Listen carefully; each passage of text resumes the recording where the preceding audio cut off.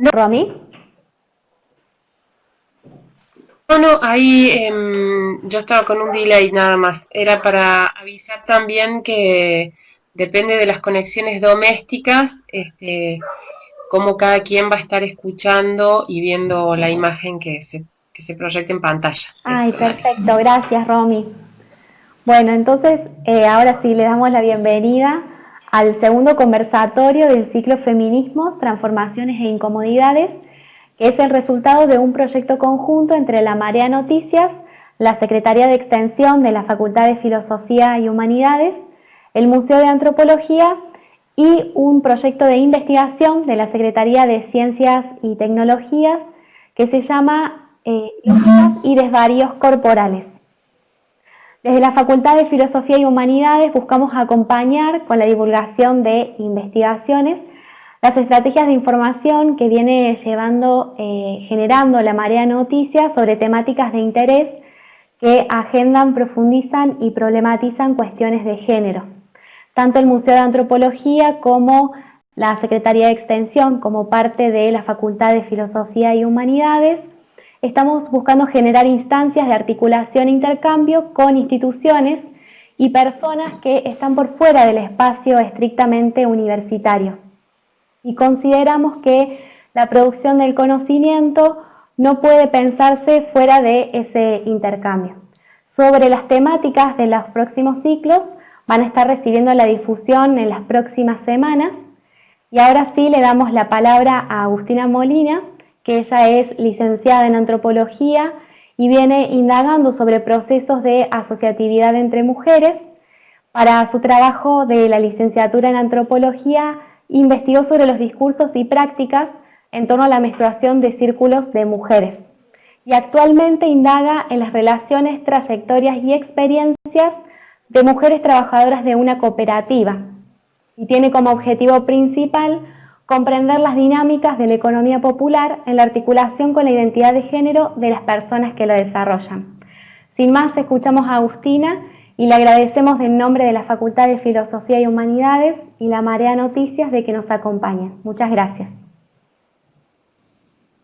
Hola, muchas gracias por la presentación y gracias a todos quienes están participando de este conversatorio. ¿Se escucha bien? Agus, no te estamos viendo. Bueno, supongo que está sí. iniciando tu cámara. Tenés que iniciar uso compartido sobre la imagen que veas. Perdón. Tuya. Ahí está. ¿Ahí está? Ahora sí. Ahora sí, Agus. Bien, bueno, muchas gracias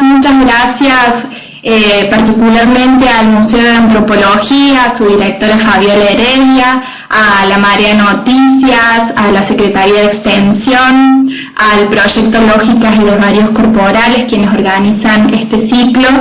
Muchas gracias por la invitación y también muchas gracias a quienes están participando. Bueno, como decía recién Laura, yo soy licenciada en Antropología por la Facultad de Filosofía y Humanidades de la Universidad Nacional de Córdoba y para el trabajo final de licenciatura trabajé sobre el tema de la menstruación, experiencias menstruales en círculos de mujeres de la provincia de Córdoba. Y al día de hoy me encuentro trabajando en un tema que podría pensarse bastante distinto, que tiene que ver con cooperativas de mujeres que participan en la economía popular. Y hay en esas temáticas una continuidad que tiene que ver con la sociabilidad que se establece en los espacios de mujeres. Y es sobre ello, sobre lo cual me quisiera explayar en este conversatorio, sobre todo teniendo en cuenta las características particulares que asumen los trabajos productivos y reproductivos en este contexto marcado por la pandemia que vivimos a nivel mundial por el virus del COVID-19. Bueno, para comenzar, tal como lo describí en la presentación para este conversatorio, quisiera hacer un recorrido histórico sobre las principales insignias de las oleadas feministas, sobre todo respecto al lugar, a la consideración sobre los cuerpos, para luego adentrarnos a bueno, el lugar que tienen los trabajos de cuidado y la importancia social, y hacia el final poder adentrarme en las experiencias que tienen lugar en la cooperativa. ¿Sí? Romy, No, que por ahí se escucha tu voz como retumbando un poquito.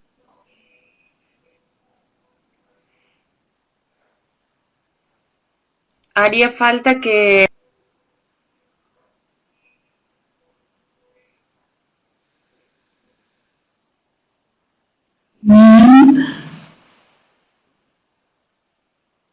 Claro, Romy, se te escucha cortado, o sea, el micrófono yo lo aprieto. Sí.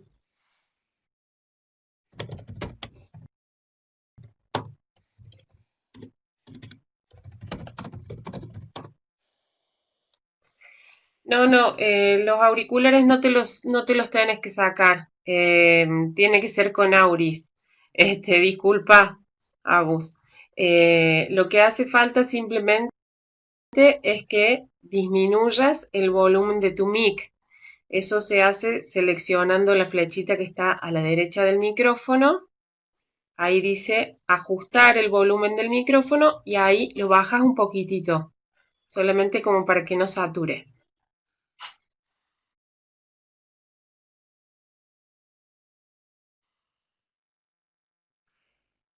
Ahora tenés el mic apagado, Agus, vos.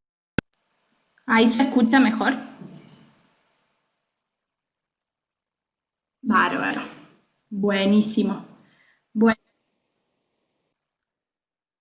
A vos, Romy, te escucho un poquito cortada.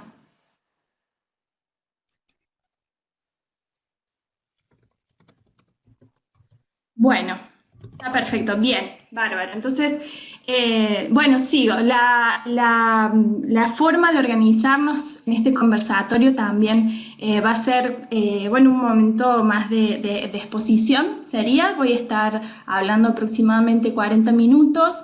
Me indican si se me escucha mal, si se traba o si voy muy rápido. Y luego de eso abrimos un espacio para intercambios, preguntas y debate.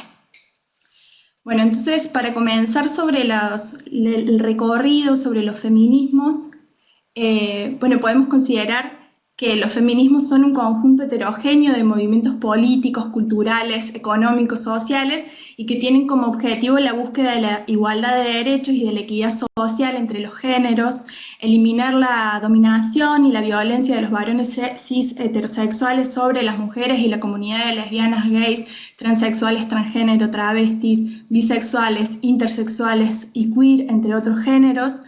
Además que consolida un paradigma sólido de teorías sociales, políticas y científicas. Veo que me dicen que están hablando encima de Agus. Bueno, sigo, cualquier cosa voy leyendo el chat. Bueno, Elizabeth... A ver, se superponen las voces.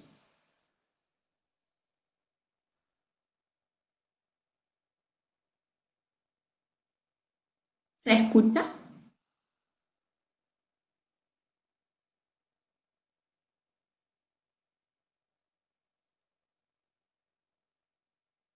Bien. Entonces sigo.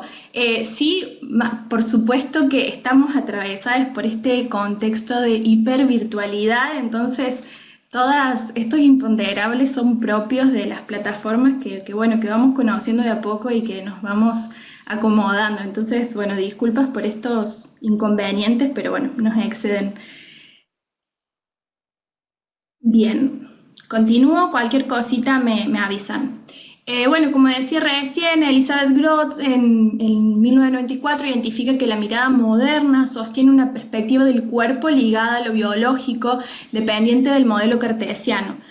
A fines de dicha mirada podemos englobar a pensadores feministas de diversa índole, con distintas propuestas teóricas y políticas, entre quienes se encuentran Simone de Beauvoir, Shaolin Miss Firestone, Mary Wollstonecraft, quienes comparten una noción del cuerpo determinado biológicamente, pero que se diferencian de acuerdo a las visiones negativas y positivas que le atribuyen al cuerpo femenino. Por otro lado, podemos ubicar a las construcciones sociales, en donde se encuentran Juliette Michel, Julia Kristeva, Nancy Jodorov, Michelle Barrett, entre otras, quienes conciben también una noción del cuerpo determinado biológicamente, fijo, ahistórico, y mantienen el dualismo mente-cuerpo, pero a diferencia de las anteriores, consideran a la mente como un objeto social, cultural e histórico, producto de la ideología. Conciben que lo opresivo no es la biología, sino los modos en los que el sistema social organiza y le da significado. Diana Fuss, en 1989, sostiene que el uso de la categoría género que hacen las constructivistas sociales constituye una apelación a una comunidad de mujeres como un grupo con una única identidad que inevitablemente asume una esencia compartida. Por otra parte, se encuentran autoras y autores que se ubican en una mirada deconstructivista, lo que Sekelinskita llama una ontología postmoderna del sexo. Las identidades de género y sexuales se desplazan de su relación con la naturaleza, dando lugar a nuevos sexos, sexualidades y géneros. El cuerpo está entretejido y es constitutivo de un sistema de significación y representación. En vez de ver al sexo como acultural, prelingüístico y al género como una categoría preconstruida, la mirada deconstructivista se dirige a socavar la dicotomía. El cuerpo es objeto político, social y cultural, no una naturaleza pasiva gobernada por la cultura. Bueno, con los distintos aportes y desarrollos teóricos en esta perspectiva es posible ubicar a Thomas Lacour, a Christine Delphi, a Judith Butler, a Teresa de Lauretis, entre otros.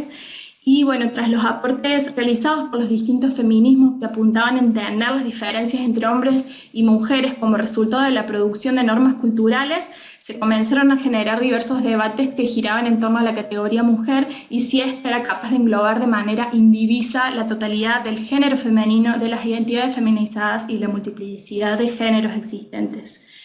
En la década del 70, las feministas lesbianas empiezan a cuestionar la homofobia del feminismo heterosexual, y en la década de los 80, las mujeres negras alertan sobre las actitudes racistas que estaban teniendo lugar en el feminismo, que tenía por objetivo principal eliminar la opresión sexista.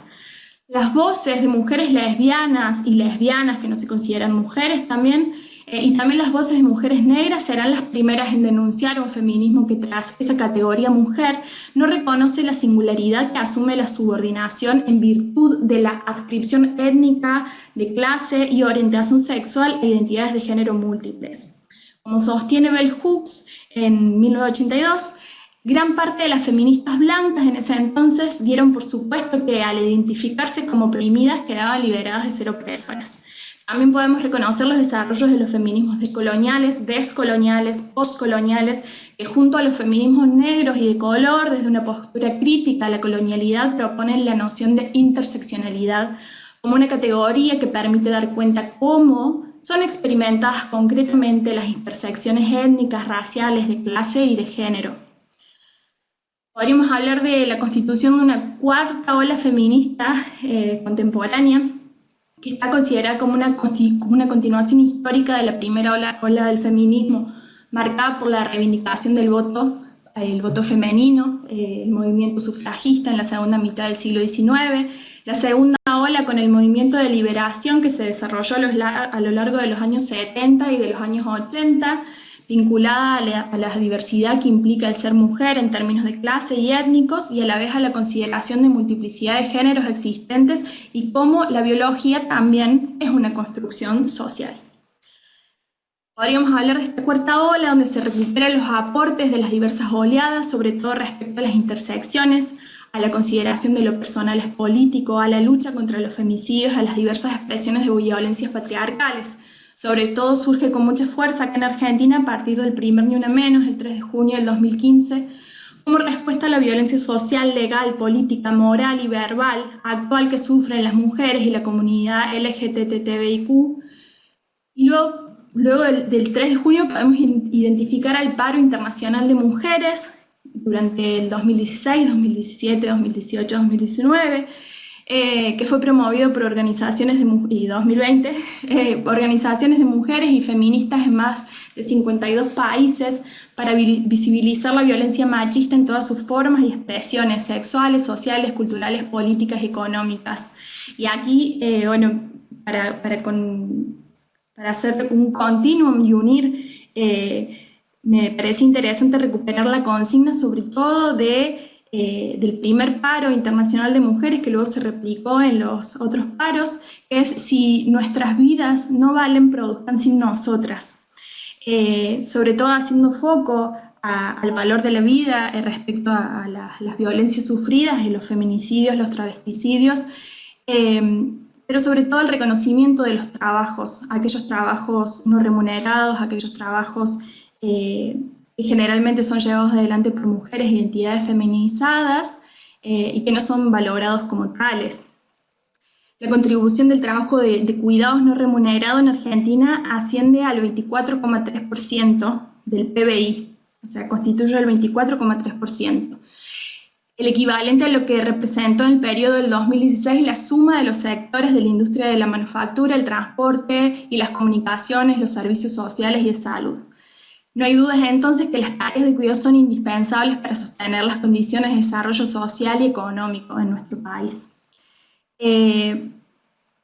Bien, también reconsiderar cómo las tareas de cuidado son asignadas acorde a una división sexual del trabajo, donde sigue considerándose a los cuerpos gestantes o cuerpos con capacidad de gestar con una asociación de que están mejores preparados para la crianza. Si bien, bueno, todos los avances de los feminismos y todos los aportes de las diversas disciplinas llevan a la deconstrucción de esas nociones, sigue hoy imperando la distribución desigual del trabajo en ese sentido. Y es muy interesante lo que plantea Silvia Federici en este sentido, al igual que muchas investigadoras de la economía feminista y de otras disciplinas, pero sobre todo Silvia Federici llama la atención a cómo en la constitución del sistema capitalista actual, como en la constitución de la modernidad, cuando pasan en Europa de ser sociedades feudales a la constitución de las nuevas burguesías, el cuerpo de las mujeres toma y tiene un papel central en cuanto a territorio de disputa y de conquista. El cuerpo de las mujeres, además de haber sido mujeres y disidencias, ¿no? Que también la historia contada desde la actualidad y desde años anteriores no registra todos los movimientos coetáneos y simultáneos que se van dando, al igual que toda la diversidad de géneros existente en los pueblos originarios y en las sociedades anteriores, que son la raíz de lo que hace a nuestro presente también. Bueno, particularmente con la Inquisición, con la quema de mujeres llamadas brujas, centenares de mujeres, centenares de miles, la consideración sobre los cuerpos tenía que ver con un control sobre la reproducción y sobre las posibilidades de autocurarse y de autocuidado comunitarias. El sostenimiento de que aquellos cuerpos gestantes tenían en sus vientres a futura mano de obra proletaria. De ahí se llevó adelante un estatus y una forma de control sobre los cuerpos que resquebrajaron las redes comunitarias territoriales y que recluyeron a las mujeres a los espacios domésticos, se les quitó la posibilidad de tener propiedades a su nombre. Y hubo toda una transformación que tuvo que ver con la consolidación del sistema capitalista con la base del avance sobre los cuerpos y el control de los cuerpos de las mujeres y los cuerpos gestantes. En ese sentido, Silvia Federici cuestiona las miradas, la reconstrucción marxista de la historia, sobre todo en tanto el término capitalista desde una perspectiva de clases, porque desde una perspectiva feminista da cuenta de cómo el marxismo se abocó a trabajar en términos del trabajo productivo y no prestó atención sobre los trabajos reproductivos, que son la base que permite y habilita a que se lleven adelante los trabajos productivos. Eso como... ahora voy a compartir un poco lo que son algunos índices y estadísticas respecto a las tareas de cuidado. Sobre todo del INDEC y del RENAVAP, que es el Registro Permanente de Barrios Populares, y lo del INDEC es la Encuesta Permanente de Hogares. Las encuestas sobre los usos del tiempo se han constituido como una herramienta fundamental para dimensionar y cuantificar y especificar quiénes realizan las tareas de cuidado en forma no remunerada. En nuestro país contamos con distintas fuentes que han estudiado la cuestión. La encuesta sobre trabajo no remunerado y el uso del tiempo en el 2013, realizada en el 2013, señala que el 89% de las mujeres dedica tiempo al cuidado frente al 58% de los varones.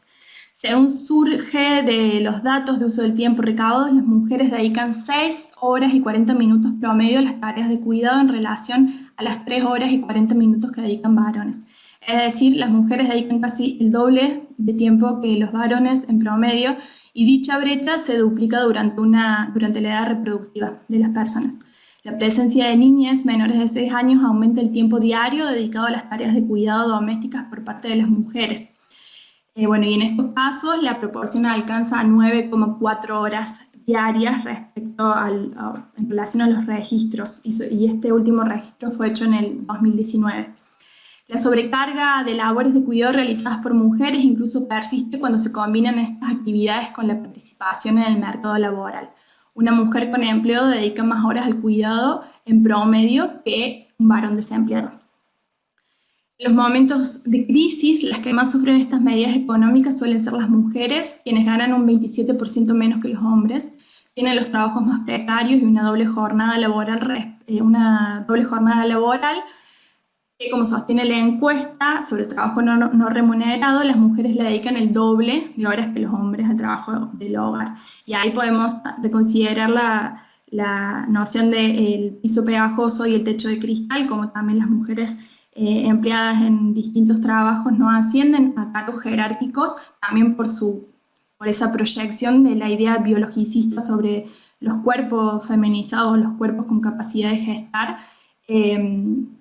donde, por la suposición de una licencia por maternidad o la ausencia laboral por tener que cumplir con ciertos cuidados, hay una consideración de que las mujeres son menos capaces para poder llevar adelante esos cargos jerárquicos. Hay otras excepciones, pero a niveles generales estadísticos eso es lo que tiene mayor lugar.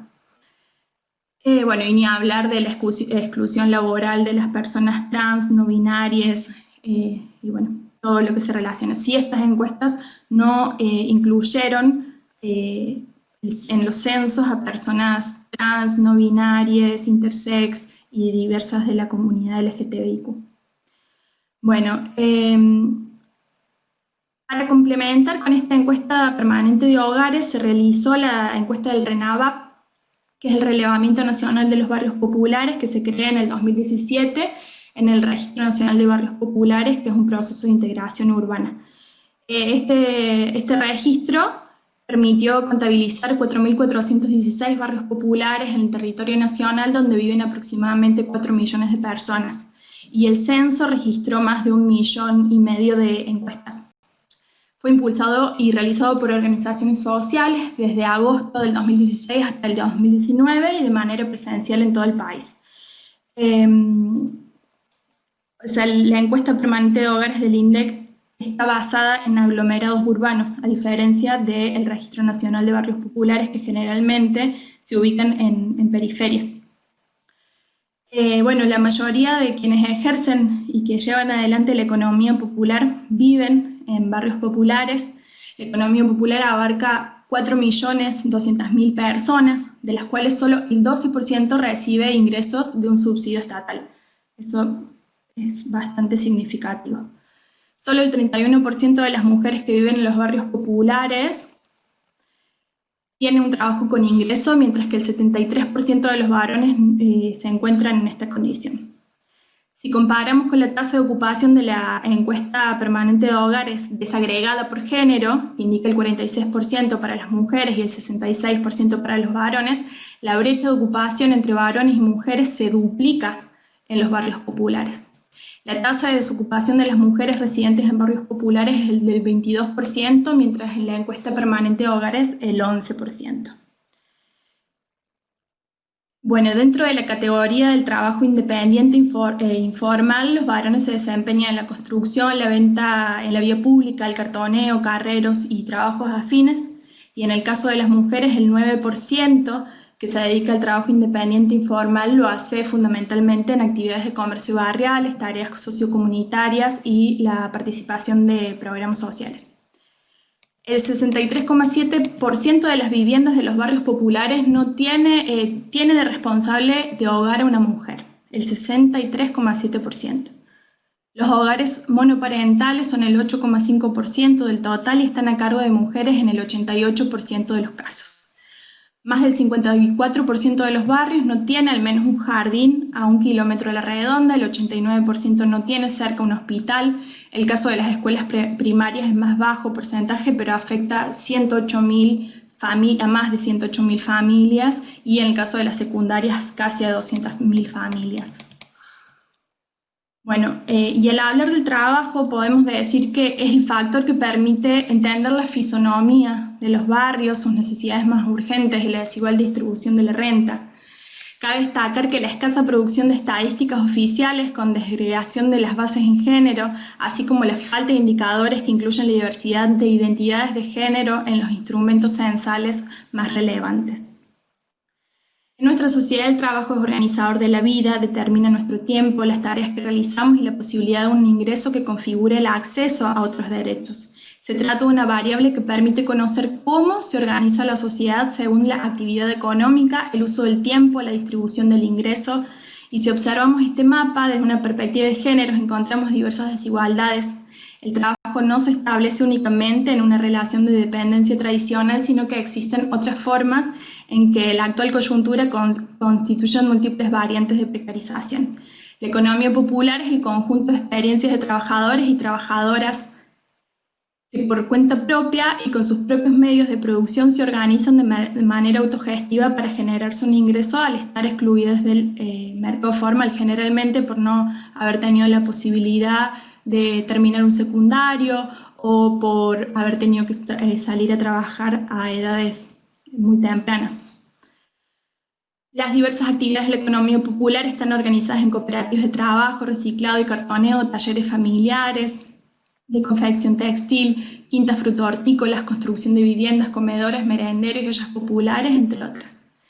Según el Observatorio de la Economía Popular del Ministerio de Desarrollo Social, se estima que el 56% de este sector son mujeres. En promedio, el 51% de las personas que residen en barrios populares tienen un trabajo con ingreso económico regular, pero solo el 31% de las mujeres tiene un trabajo con ingreso, mientras que el 73% de los varones se encuentran en esta condición. Entonces la brecha entre géneros es más de 40 puntos. Bueno, esto indicaría que existe una segregación por género en el tipo de actividades que desempeñan.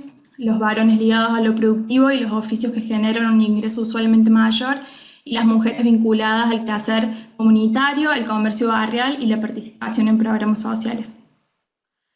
La desigualdad que conocemos en el mundo del trabajo asalariado, en el trabajo formal, se amplía en los barrios populares con un impacto material en la vida de las mujeres. La dependencia económica exacerba la vulnerabilidad.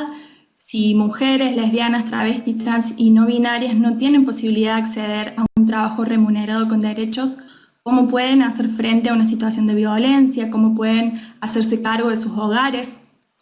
Según el registro único de casos de violencias contra las mujeres, el 50% de las mujeres que realizaron denuncias o pidieron acompañamiento no tienen un empleo formal o informal. El registro también destaca que quienes sufren violencia conviven con quienes ejercen la violencia, que ejercen distintos tipos de violencias, en el 76,8% de los casos cuando se trata de la pareja y supera el 66% en los otros casos. Entonces podemos decir que es necesaria una mirada integral que logre abordar la violencia de género en relación con la falta de derechos, así como pensar en el acceso a la vivienda y el trabajo precisa de una perspectiva que considere las claves de género de la desigualdad. En los barrios populares, el 63,7% de las viviendas, la responsable del hogar es una mujer, según el Registro Nacional de Barrios Populares. Para muchas autoras de economía feminista y autoras de distintas disciplinas, entre ellas Rita Segato, Corina Enríquez, Mercedes de Alessandro, bueno, entre infinidad de otras producciones con las que afortunadamente contamos. La feminización de la pobreza es uno de los fenómenos que se desarrolla a la par del crecimiento de la precarización de la vida, de modo que señalamos la infantilización de la pobreza como uno de los aspectos más preocupantes de emergencia en las condiciones de vida. Respecto de los hogares con una persona a cargo, que representa el 8,5% del total, están a cargo mujeres en el 88% de los casos, lo cual coincide con la encuesta permanente de hogares. Las denominadas tareas de cuidado son las actividades destinadas a garantizar el bienestar cotidiano de las personas, la reproducción de la vida en un sentido amplio. Su valor económico monetario en el mercado lleva a que solo algunos sectores sociales puedan acceder a los mismos: guarderías, jardines geriátricos, personal doméstico, etc., mientras que aquellos que son provistos por el Estado muchas veces no tienen vacantes suficientes o se ubican en zonas céntricas, alejadas de zonas periféricas. Bueno, la forma en la que se afronta el déficit en los barrios a través de sus organizaciones, comedores, espacios sociales que brindan servicios de cuidados accesibles, suplantando con recursos humanos y materiales el rol que debería cumplir el Estado en un modelo de organización social del cuidado más justo e igualitario. Bueno, más en el marco de este contexto que estamos viviendo, la demanda alimentaria en los comedores de emergencia aumentó un 40% en todo el país desde el inicio de la cuarentena. Pasó de 8 millones de personas a 13 millones.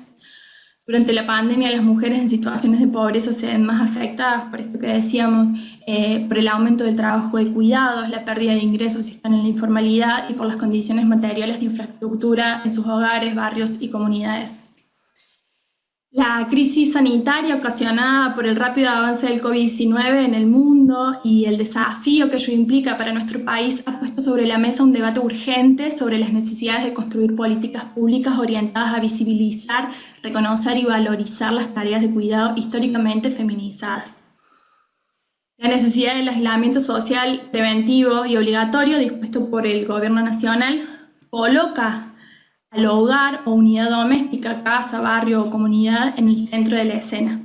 Y bueno, la pregunta es ¿quiénes sostienen y cómo los espacios que habitamos en esta nueva normalidad, quiénes sostienen los cuidados y cómo los espacios que habitamos en esta nueva normalidad que denominamos cuarentena? Se trata de roles y jerarquías de género donde las mujeres e identidades feminizadas concentran la mayor proporción de tareas y responsabilidades mal llamadas tareas domésticas, que en realidad consisten en trabajo productivo no remunerado.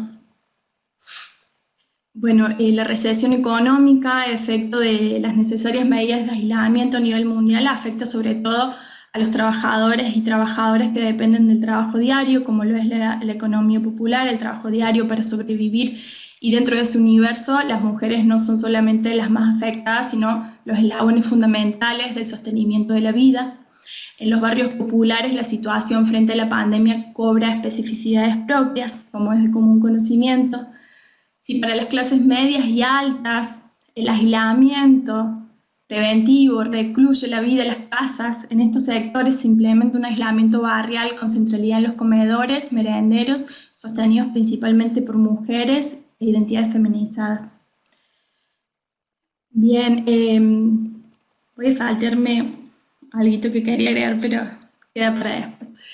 Bueno, yo en este momento, como les decía, estoy trabajando con cooperativas de la economía popular, el título del proyecto de investigación en el marco de la realización del doctorado en ciencias antropológicas y también como becaria doctoral de CONICET, tiene que ver con el trabajo en cooperativas de mujeres que forman parte de la economía popular. El título del trabajo es La copia nos cambió la vida, que bueno, fue la expresión de una de las compañeras en uno de los encuentros.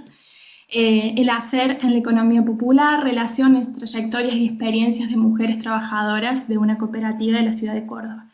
En este sentido, la antropología también lo que nos permite es unir los contextos, es cómo a través de la participación y la observación en espacios donde reconocemos que nuestra mirada no es neutral, ni nuestra presencia no es neutral, que no podemos captar el punto de vista del otro como en otros momentos históricos se sostenía, sino que es una construcción de relaciones en la que buscamos comprender los mundos vividos, comprender las experiencias, unir contextos, unir un contexto de trayectoria de vida, historia de vida, permeado por las micro y macroestructuras sociales, políticas, económicas, cómo la vida de las personas nos hablan de distintas escalas también y cómo en su hacer vamos conociendo entre lo que se dice, lo que se hace y todo ese conglomerado que se va conformando posibilidades de análisis y aristas que que nos permiten ir comprendiendo día a día un poco más el mundo en el que estamos y también poder intervenir. Bueno, la cooperativa en la que yo participo es una cooperativa textil compuesta por 7 mujeres cisgénero. Trabajamos desde el 2018. Mi participación allí tiene que ver con el trabajo de campo etnográfico, que por supuesto previo a realizarlo fue consultado con todas las compañeras de la cooperativa, y cuando me permitieron realizarlo emprendí este trabajo de investigación. Y también participo como militante de una organización política que se vincula, que articula con la economía popular. Entonces, bueno, las tareas allí son múltiples y estas distintas formas de conocer y acercar y compartir creo que nutren y que son indisociables también. Bueno, la cooperativa forma parte de la Confederación de Trabajadores de la Economía Popular, que surge en el año 2011, es una entidad gremial que tiene por fin representar a los trabajadores de la economía popular, que se entiende como el conjunto de actividades laborales que el pueblo se inventó para sobrevivir afuera del mercado formal. Esa es una expresión, es una cita de uno de los cuadernos fundantes de la Confederación de Trabajadores de la Economía Popular. En tanto, la consolidación del sindicato de los trabajadores de la economía popular se hace referencia a aquellos trabajadores que desarrollan su actividad sin relación de dependencia respecto de un patrón, con escaso capital y en algunos casos en la vía pública, empresas recuperadas, cooperativas de cartoneros, vendedores ambulantes, ferias populares, cooperativas impulsadas por organizaciones sociales de la rama textil, alimenticia, de servicios rurales y cooperativas conformadas en el marco de programas estatales. La principal demanda de CETEP radica en el reconocimiento de los derechos de los trabajadores de la economía popular, de modo tal que sean equiparables a los trabajadores en relación de dependencia, es decir, obra social, aportes provisionales, licencias, accidentes de trabajo, etc. Bueno, al día de hoy no hay números exactos respecto a la cantidad de personas que participan de CETEP, pero se estima que le integran entre 350.000 y 400.000 personas, e incluso más. Uno de los objetivos principales de la investigación en curso tiene que ver con comprender las dinámicas de la economía popular en articulación con la identidad de género de las personas que la desarrollan en la ciudad de Córdoba en la actualidad, a través de un análisis etnográfico sobre la experiencia de participación y organización de mujeres trabajadoras de cooperativas pertenecientes a la Confederación de Trabajadores de la Economía Popular. Lo que sí quiero remarcar es que esta cooperativa es una experiencia entre muchas otras experiencias donde se manifiestan de maneras muy disímiles las formas organizativas. Eso lo quería remarcar porque bueno, hay muchas experiencias particulares. Esta cooperativa al día de hoy somos 7, pero hay cooperativas que hay 50, 200, hasta miles de personas que la integran. Y bueno, la idea, la intención es a partir de seguir los procesos que se establecen en esta cooperativa, poder indagar y comprender las formas que asume el trabajo a partir también de la identidad de género de quienes la habitamos y de sus historias de vida e ir avanzando en esos procesos que se entretejen en la dinámica del devenir cotidiano, que claro, no se manifiesta no sin tensiones. Hasta el día de hoy hemos realizado mochilas, almohadones, cartucheras, mantas, entre muchas otras producciones. Sí quiero remarcar las condiciones en las que trabajamos. Al día de hoy contamos con una sola máquina familiar. El lugar de trabajo nos fuimos mudando acorde a las posibilidades, es decir, también considerar en qué condiciones se llevan adelante los trabajos en las cooperativas, que insisto se presentan de manera diferente a lo largo y ancho del país. Pero bueno, me parecía importante rescatar estas particularidades y también que las redes, qué es lo que nos da la condición de posibilidad de existencia, tiene que ver con redes de distintos espacios que nos han brindado formación en costura, que nos han permitido usar distintas máquinas industriales, que nos han acercado a poder participar de diversas ferias. Y todo ese conglomerado que forma la economía popular es también lo que habilita que sigamos produciendo. Lo que me resultaba, lo que me llamó la atención, para ir uniendo, yo en este momento me voy a concentrar más que nada en el marco de este contexto, como lo titula el conversatorio, de cómo está haciendo el trabajo, cómo en el marco de la pandemia se ve afectados los trabajos de la economía popular. Hubo una de las jornadas en las que nos juntamos, que son aproximadamente entre 3 o 4 jornadas de trabajo de aproximadamente 6 horas, 4 jornadas semanales, y durante una de los encuentros una compañera dice, ay, menos mal que llegué, necesitaba un respiro, y bueno, de ahí empezó a contar, ¿no? ¿Un respiro de qué? Y bueno, resulta paradójico en muchos casos el espacio cooperativo, que implica muchísimo trabajo y en la mayoría de los casos muy baja remuneración, porque sobre todo respecto a la industria textil es muy difícil competir con los precios. Entonces, bueno, ahí es interesante rastrear la relación con la cultura material también en términos de lo que vamos produciendo, la relación con las telas, con las máquinas, donde veo que está totalmente inmiscuido, involucrado, intersectado la política de cuidados y los trabajos de cuidados en ese sentido. Pero digo, todo lo que implica hacer un repasador, por ejemplo, las horas de trabajo, pocas veces pueden verse reflejadas en los precios finales y en las ganancias por la posibilidad de llegar a poder venderlo o no, cómo se tejen los circuitos de venta. Bueno, me extendería mucho si me explayo hacia allí, pero lo que quería decir es que este respiro que explicitaba la compañera, a poder ser vivido en un lugar donde trabajamos un montón, ¿no? Es como estar trabajando todo el tiempo, pero un respiro respecto a su otro trabajo, que es las 24 horas del día. En la cooperativa donde participo y donde llevo adelante este trabajo, la mayoría son madres solteras, que tienen entre 3 y 5 hijos a cargo, son jefas de hogar, y bueno, eso también asume diversas particularidades a la hora de poder ejercer y poder producir el trabajo en el marco de la cooperativa, y cómo está atravesado por los trabajos de cuidado y sostén familiar. Bueno, la mayoría de ellas, como decía, son madres solteras.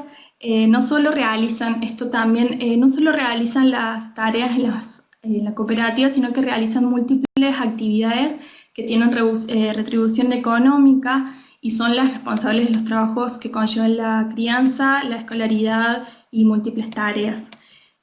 Varias son vendedoras por catálogo, algunas también trabajan como cuidadoras de auto, hacen comida para vender, bueno, y múltiples trabajos que se dan en simultáneo también.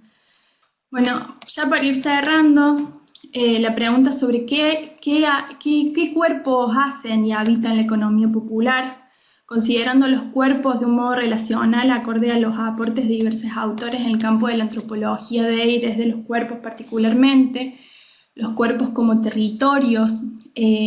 Había también algunos trabajos que hablan sobre los recorridos desde una perspectiva de género, en un núcleo familiar compartido entre varón y mujer. Esto hablo muy de manera binaria, pero es la forma también en la que se expresan muchas veces las distintas situaciones. Como el recorrido de los varones es generalmente lineal, de la casa al trabajo que puede ser en la vía pública o en distintos lugares, y el de las mujeres concierne un circuito que va tejiendo una cartografía en los territorios que tiene que ver y que está trazada especialmente por los trabajos de cuidados. Entonces, considerándolo, por ejemplo, una de las aristas del trabajo en curso es dar cuenta de esos recorridos. Y bueno, una de las compañeras se levanta a las 5 de la mañana, prepara todo para la escuela, los viste a los chicos, los lleva, uno de sus niños está en silla de ruedas, entonces usa pañales también, entonces en su mañana tiene que ir 2 veces a la escuela para cambiarle los pañales. Bueno, todo eso lo que implica estar por la ciudad con una silla de ruedas. Lo mismo pasa con otra de las compañeras que tiene una hija que, bueno, tiene la misma enfermedad que este niño y también está en silla de ruedas y también usa pañales, y bueno, todo lo que implica esas formas que por ahí la descripción y el compartir con las compañeras nos permite dar cuenta de esas trayectorias, de esas cartografías desde lo minúsculo, desde lo diario, para ir a tejidos más estructurales también, para poder comprender en qué consisten los trabajos, que esta forma, esto también forma parte de los trabajos. Bueno, continuando en términos de la concepción de qué cuerpos habitan y llevan adelante la economía popular, sobre todo desde los aportes de Donna Haraway, en tanto focaliza la performatividad del género en la construcción de política histórica de los cuerpos como mapas, como territorios de ejercicio de poder, y cómo desde la antropología vamos adentrándonos a comprender esos procesos sociales. A mí, compartiendo con las compañeras, se me viene siempre como hasta dónde aguantan los cuerpos, los circuitos de su cotidianeidad, marcados no solo por su identidad de género, sino también con el vínculo con distintas instituciones de salud, educación, administrativas.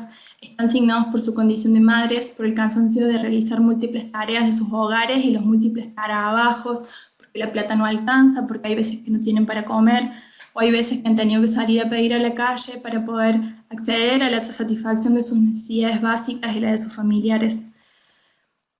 Las emociones, los sentires, el cansancio, la preocupación, el agotamiento y el dolor vivido moldean sus cuerpos, pero también lo hacen la fortaleza y la creatividad para crear modos de vivir y sobrevivir. En este sentido me pregunto qué lugar tienen los cuerpos en la planificación de las políticas públicas, tanto por parte de las organizaciones de la economía popular y otros espacios políticos, como por parte del Estado y sus diversas instituciones. Todas las mujeres que integran la cooperativa han vivido y viven múltiples situaciones de violencias de género extremas, y en cada caso han tenido estrategias distintas para enfrentar dichas experiencias, y muchas veces tanto en las jornadas de trabajo como en los encuentros intercooperativos que realizamos entre las distintas organizaciones. Se pone en común el hecho de encontrarse entre mujeres y conocer las vivencias de sus compañeras las hace sentir más fuertes y acompañadas, tanto en relación a las violencias vividas en sus propios cuerpos y subjetividades, como en relación a diversas estrategias que construyen y comparten respecto a la crianza de sus hijos y para proceder ante diversas problemáticas en general. Bueno, como decía, sus trabajos no solamente están delineados por lo de la cooperativa, sino que llevan adelante múltiples tareas, que cada una de ellas realiza más de una a la vez, de manera superpuesta y discontinua, y seguir los procesos que tienen lugar en relación a las mujeres que forman parte de las cooperativas. Considero de especial interés hacer foco en reconstruir sus trayectorias laborales, sus historias de vida desde una perspectiva de género, sus historias también familiares. Del mismo modo, busco articular analíticamente sus experiencias de vida con los procesos organizativos que tienen lugar dentro de la experiencia de la economía popular, motivada por las preguntas iniciales: ¿qué es lo que las experiencias de trabajo de las mujeres de las cooperativas tienen para decirnos acerca de cómo la economía popular es? ¿Qué formas asume el trabajo en la economía popular desde sus experiencias? ¿Qué procesos de participación laboral y política protagonizan estas mujeres? ¿Cómo se articulan su experiencia laboral en la economía popular y en la Confederación de Trabajadores de la Economía Popular con sus trayectorias de vida? ¿De qué modo los roles y relaciones de género se traducen en formas particulares de participación y organización de la economía popular para estas mujeres y también para el resto de los actores de la CETEP? ¿Qué papel juegan el Estado, los partidos políticos y las organizaciones sociales en sus experiencias? ¿De qué modo las actividades que ellas llevan adelante en las cooperativas se vinculan con las formas de organizarse en torno a las problemáticas de género que las atraviesan individual y colectivamente en sus territorios?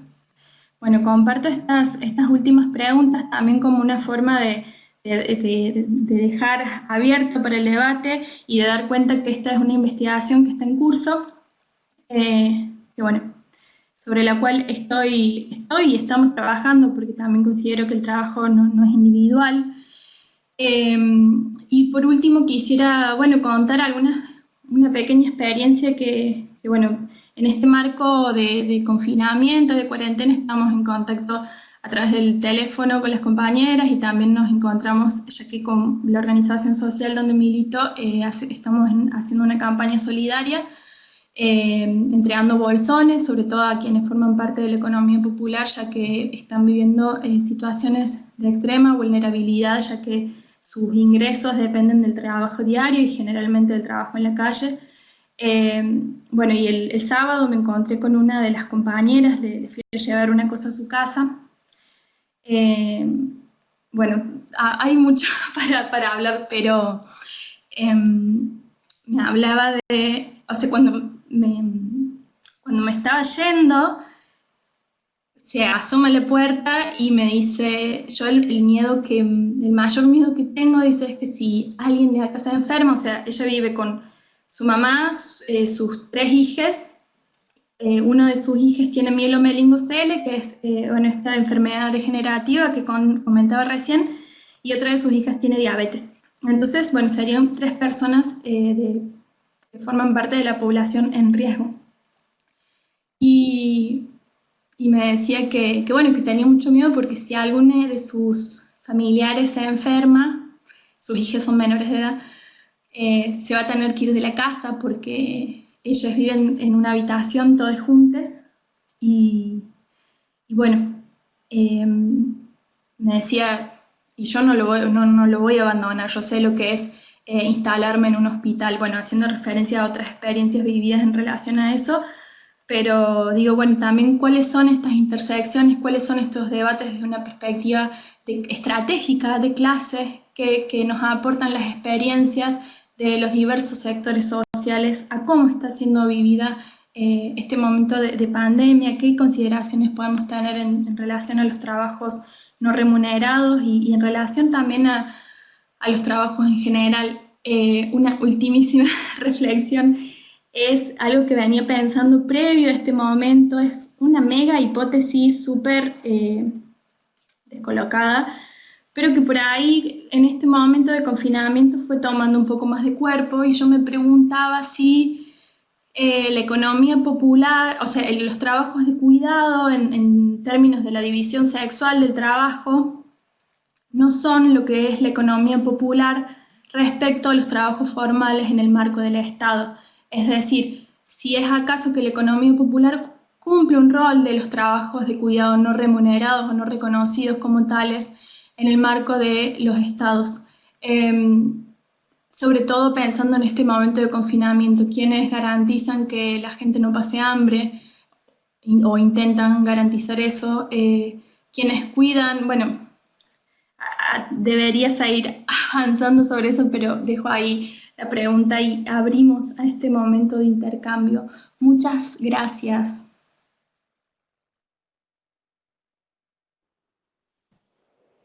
Agus, soy Lau.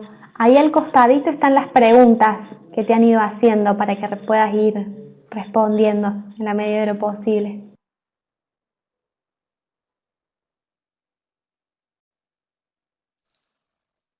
Buenísimo. Bien, la voy a leer en voz alta, así la respondo. Desde ese mismo lugar, Adriana Guzmán plantea la necesidad de la acción, supongo que dice la acción feminista, cuando la discriminación, la violencia de género, la vida y todo lo que cuesta sostenerla pasa por el cuerpo de las mujeres. Habla del feminismo de la acción en el sentido de poner el cuerpo, para contenernos, sostenernos, divertirnos, que por nuestros cuerpos también pasan esas sensaciones, acuerparnos para transformar nuestras propias vidas y el mundo. Totalmente. Hay algo que compartió Adriana Guzmán en el foro que se hizo acá en Córdoba, en el foro estudiantil en el 2015, y contaba, dice, bueno, cuando fue la guerra del agua en Bolivia, salíamos a las calles, barricadas populares que, bueno, que lograron ir a hacer marcha atrás esa medida que modificaba radicalmente la sociedad boliviana. Y dice, bueno, y éramos miles, desde una perspectiva de género mixto, o sea, una distribución mixta. Dice, pero era llamativo que quienes murieron eran los varones, generalmente. ¿Por qué? Dice, porque nosotras, cuando nos íbamos al enfrentamiento con la policía militar, nosotras teníamos estrategias y nos escondíamos, y los varones iban y ponían el pecho a la bala, o sea, en el sentido literal. Dice, porque nosotras, si nos moríamos, teníamos 5 niñas o más en la casa que criar. Dice, esas eran nuestras preocupaciones, no nos podían matar.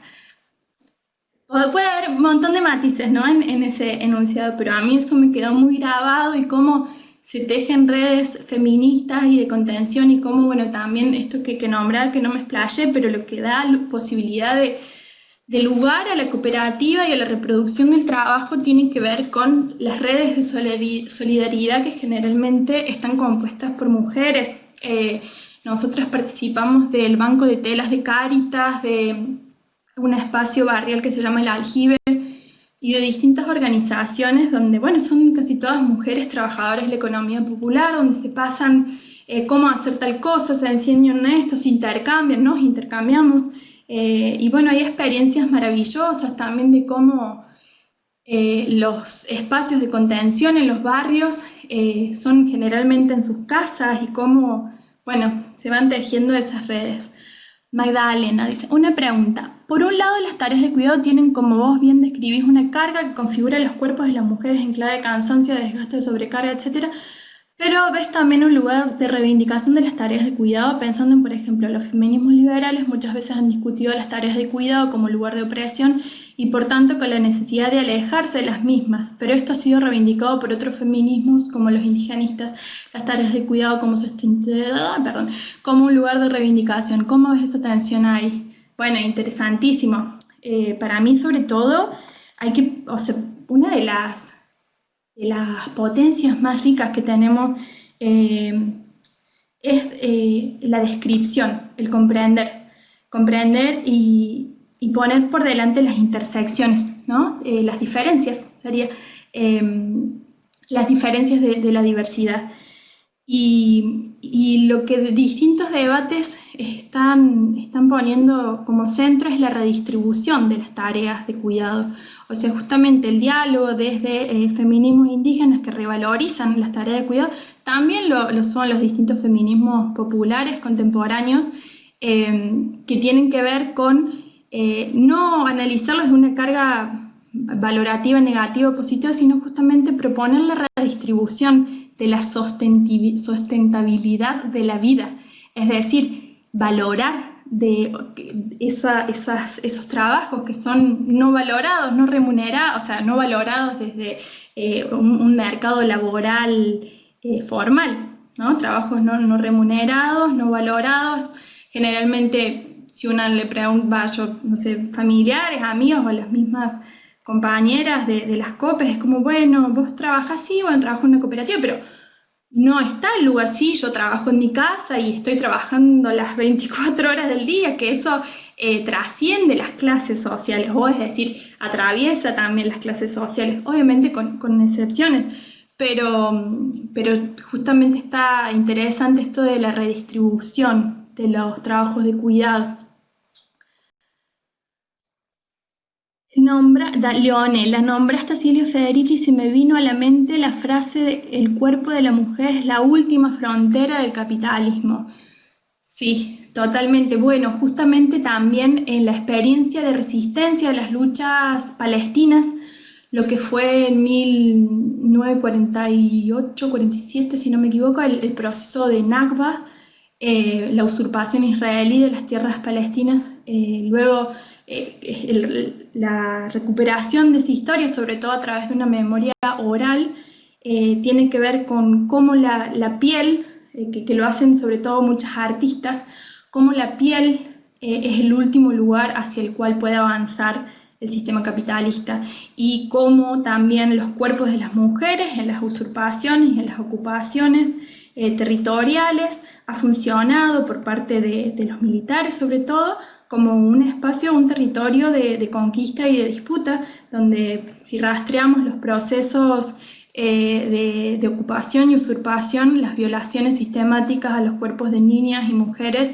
es corriente hasta el día de hoy, bueno, en casi todos los territorios, pero como lo vemos en Ciudad Juárez, como escriben diversas autoras, Rita Segato, Lagarde, y bueno, pero bueno, hermoso ese aporte. El cuerpo de la mujer es la última frontera del capitalismo. Bueno, muchas gracias. Dice, o los compañeros caían presos y eran ellas quienes además de criar hijos tenían que hacerse cargo de sus compañeros presos, totalmente, totalmente. O por ejemplo también como es paradójico en las cárceles de mujeres y en las cárceles de varones. Los varones tienen muchas visitas generalmente los días domingos y bueno, las mujeres no. Entonces es como, bueno, ¿quiénes cuidan? ¿Quiénes se preocupan? Esto requiere un análisis, ¿no? Más vale porque estoy diciendo como haciendo generalizaciones, que bueno, que justamente desde la etnografía la apuesta es a seguir los procesos, a describir, por ahí, a ir rompiendo con sentidos comunes, y justamente a través de la experiencia de las personas poder construir conocimiento en conjunción con diversos desarrollos teóricos. La maternidad muchas veces se podría traducir en no poder morir en paz. Qué interesante. Tal cual para la visión del buen vivir es entrar al lugar de sostén de la vida en todas sus formas, también de la naturaleza. Bueno, ahí hay una discusión súper interesante también, que yo un poco la trabajé en el trabajo final de la licenciatura, que tenía que ver con, bueno, cómo fueron siendo atravesadas las discusiones respecto a cultura, naturaleza y desde una perspectiva de género, la identificación de las mujeres, identidades feminizadas con la naturaleza y por contraparte la cultura, cómo eso va siendo rediscutido en los distintos feminismos y también son contemporáneas al día de hoy, distintas visiones respecto a eso y bueno, sobre todo el análisis en sentido de lo que nos nutre para seguir pensando y seguir compartiendo es la experiencia vivida de las personas que forman parte de las sociedades, de los pueblos, en ese sentido. Nutritivo escucha, gracias. Mi consulta es, para tu saber, ¿qué crees que es lo que influye hoy el miedo de ser o de decir ser feminista, protestante o militante ante los demás? Lo he notado mucho en la facultad y me llama mucho la atención. Bueno, yo no sé si puedo responder esa cosa, pero sí, justo con este aporte que haces, se me viene una cosita que quería decir, que es, bueno, cómo, dado el carácter y el título del ciclo, feminismos, transformaciones y tensiones, e incomodidades, es, bueno, cómo construimos con la multiplicidad de actores y actoras que formamos parte de la sociedad, de los feminismos y los distintos movimientos sociales, sobre todo pensando, por ejemplo, las compañeras de la COPE donde yo participo, no se reconocen como feministas. Sí, por ahí están de acuerdo con algunas de las luchas, pero es como, bueno, cómo integramos, cómo intersectamos esas maneras de identificarnos y cómo constituimos agendas comunes en ese sentido. También, digo, esto es una experiencia en una cooperativa. Hay otras cooperativas de la economía popular donde hay referentas feministas de los barrios populares que componen y encabezan el movimiento de los feminismos populares, pero bueno, no son en todos los casos y sí, para mí, bueno, tiene que ver con múltiples factores que tienen que ver con las trayectorias de vida, las trayectorias de clase también, múltiples cosas, pero también podría decir al día de hoy la incidencia de las religiones, sobre todo la religión evangélica, como bueno, tiene una gran incidencia en los sectores populares. Y también es interesante preguntarnos cómo nos vinculamos de esos lugares, cómo entendemos ese recorrido. En muchos casos, algunas compañeras es como que la iglesia evangélica les salvó la vida, si bien ese es el speech que genera la performance, que genera la religión evangélica. Es como hubo un momento que estabas así y hace un ritual y se transforma esa vida, no es el ritual que hacen en las misas, no sé si se llaman misas, pero en las ceremonias evangélicas consisten en eso, pero en el compartir con las compañeras, poder dimensionar, no sé, yo a partir de lo que me han contado, algunas estuvieron a punto de suicidarse y a partir del evangelismo no lo hicieron, o Dios las salvó de no haber sido asesinadas por un crimen, por un femicidio, ¿no?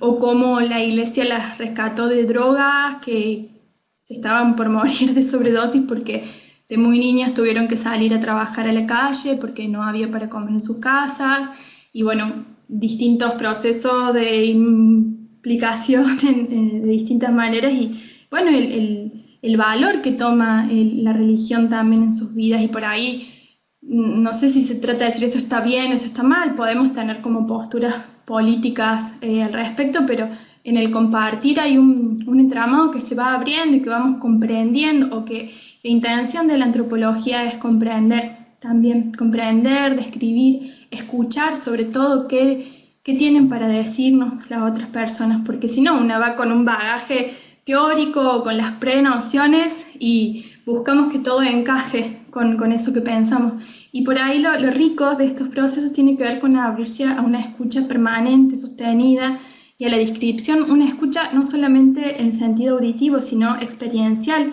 de compartir. Perdón. A ver, bien. ¿Indagaste algo más en relación a lo que sucede con la economía popular y las identidades trans? Muy poco. Sí, hoy justo les quería pasar un audio, pero no pude, de una compañera trans que forma parte de una de las COPEs, que no es particularmente esta cooperativa textil, pero bueno, es muy riquísima su experiencia y su trayectoria. Eso es un desafío y es una tarea bastante urgente, se podría decir, tal como lo menciona el registro el Registro Nacional de Barrios de la Economía Popular. Se hizo desde una perspectiva binaria, y hay un desafío hacia adelante de poder censar a la comunidad de lesbianas, gays, transexuales, travestis, transgénero, intersexuales, bisexuales, queers y otros géneros, para ver también, cómo eso, poder seguir avanzando sobre esas producciones y bueno, tener registros más cabales de la realidad heterogénea, y sobre todo desde una perspectiva de género donde ni hablar que las identidades trans son las más afectadas. Bien, Sofi, gracias, muchas gracias. Me quedó resonando el tejido de las cartografías que vamos haciendo para pensar la relación del cuerpo con el espacio, cuáles son los espacios que habitamos y de qué manera lo hacemos. Sí, eso está re interesante. Yo venía pensando en trazar esos recorridos porque se presentan una y otra vez en la vida de los compañeros, y eso también hace el trabajo. Por ejemplo, yo estaba rastreando el ponerle el precio a los repasadores, por ejemplo, ¿no? Y lo que consiste en hacer un repasador, ir a buscar la tela a un lugar, averiguar los precios, buscar la tela, adquirirla, cortarla, coserla 2 veces para que quede prolijo. También hay una lógica de cuidado sobre a quiénes le vendemos, cuáles son los circuitos de venta de la economía popular. Tiene que ver con gente cercana generalmente, o que es cara a cara. Entonces hay también un cuidado hacia esos espacios, y bueno, trazar esos recorridos y que tienen que ver con la escolaridad de las niñas, con el cuidado de la salud, etcétera, es reinteresante. Y el otro día, justo en el equipo de investigación lógicas y desvarios corporales, Juli Sisilovich, algo así, me es difícil pronunciar su apellido, compartía su trabajo final de licenciatura en geografía muy interesante, y ella se detiene a describir desde una perspectiva geográfica la cartografía y las trayectorias de los recorridos de mujeres en situaciones particulares, pero desde una perspectiva geográfica feminista. Aporta muchísimo a la consideración de los territorios y las trayectorias corporales desde una perspectiva de género. Les recomiendo mucho ese trabajo. Bien, me quedo resonando me interesa tu mirada sobre qué lugar tienen los cuerpos en las trayectorias y experiencias respecto a tu inclusión al trabajo epistémico con las mujeres de la cooperativa. Esto de dejar aquellas marcas de la neutralidad de la ciencia, un desafío. Sí, totalmente. Bueno, desde la antropología y desde otras disciplinas, múltiples disciplinas, por supuesto, pero sobre todo está en el centro por ahí de muchos trabajos etnográficos el ejercicio de la reflexividad, que tiene que ver con también describir cuáles son nuestras experiencias como investigadoras, investigadores en los trabajos que realizamos, como una forma también de comprender aquellas producciones que vamos llevando adelante. Y bueno, está interesante. O la autoetnografía, también hay distintos aportes metodológicos que nos permiten, nos contribuyen un poco, pero es un desafío interesante y por eso creo que es tan complejo.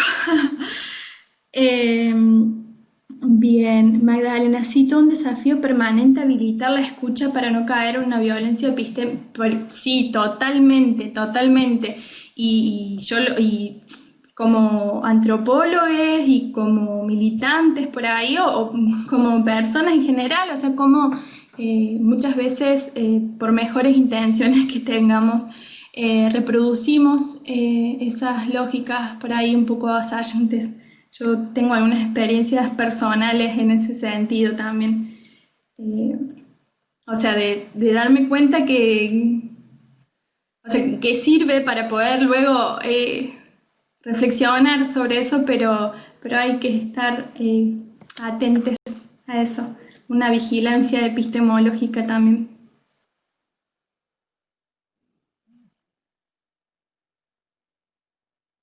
Bueno, ahí creo que están escribiendo. Muchas gracias a todos por participar y por formar parte de este espacio. Ay, bueno, gracias. Muchas gracias. Muchas gracias. Muchas gracias. Cuento una última cosa. Antes de que se estableciera la cuarentena, el ASPO, estaba proyectada hacerse una feria muy grande sobre la calle Irigoyen de la ciudad de Córdoba, donde íbamos a participar más de 500 feriantes de la economía popular. Y bueno, previo a eso hubo algunas reuniones, o sea, iba a ser en el marco del lanzamiento de una mesa de economía popular que está gestando la municipalidad, que bueno, eso requiere otro análisis también, ¿no? De la vinculación con el Estado, los gobiernos y bueno, otra cosa. Pero lo que yo quiero contar es esto. Estábamos en una reunión que éramos aproximadamente 50 mujeres cisgénero, y hablábamos de cómo iban a ser los puestos, íbamos a tener luz, bueno, como todo aquí iba a vender cada una, cómo nos íbamos a organizar. Y en un momento empezaron a proponer, bueno, entonces tendría que haber una carpa donde brinde información para la prevención y erradicación de la violencia de género, y otra carpa donde se puedan hacer testeos, y otra carpa donde se concientice sobre el COVID-19, ya que, bueno, ya estaba presente el COVID en Europa, pero digo, cómo esa proyección y organización de un trabajo productivo que depende de lo que se vende en las ferias en su mayoría es lo que el ingreso familiar de esas mujeres, el ingreso económico, pero cómo su atención estaba puesta, nuestra atención estaba puesta en cómo en esa instancia que iba a reunir mucha gente de la sociedad, de la ciudadanía, se pudieran garantizar formas de cuidado sociocomunitarias. Bueno, a mí eso me pareció muy interesante. Finalmente la feria no se realizó. Eso fue un gran problema, ya que nosotras como cooperativa destinamos todo nuestro capital a producir para ese entonces, y bueno, las compañeras están viviendo una situación económica, socioeconómica muy grave, porque no están pudiendo trabajar, están rebuscándoselas de muchas maneras, al igual que casi todos. O sea, estamos en muchos grupos de WhatsApp con muchas feriantes y muchos feriantes, y bueno, está siendo muy complicada esta situación para todos, ¿no? Un momento social mundial inédito, quizás, pero bueno, poder dimensionar en distintas escalas también cómo afecta es importante. Bueno, muchas gracias, Agustina. Y también queríamos compartirles que cualquier duda, sugerencia u opinión nos pueden escribir al mail ciclofeminismos@gmail.com, y también queremos agradecerles a La Marea Noticias por propiciarnos este espacio, esta plataforma para poder hacer este ciclo. Así que bueno, muchísimas gracias. Vuelvo a repetir por las dudas, el mail es ciclofeminismos@gmail.com. Y bueno, muchas gracias Agustina y muchas gracias a todos y todas las que se sumaron.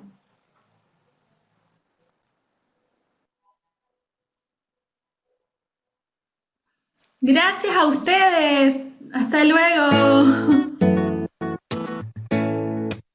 Gracias.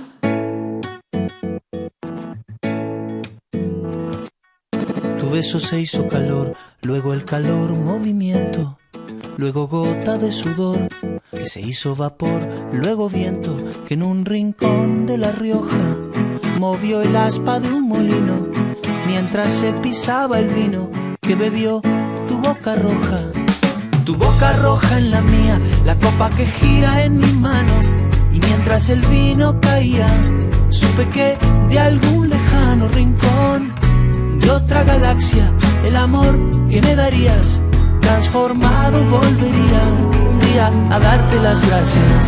Cada uno da lo que recibe.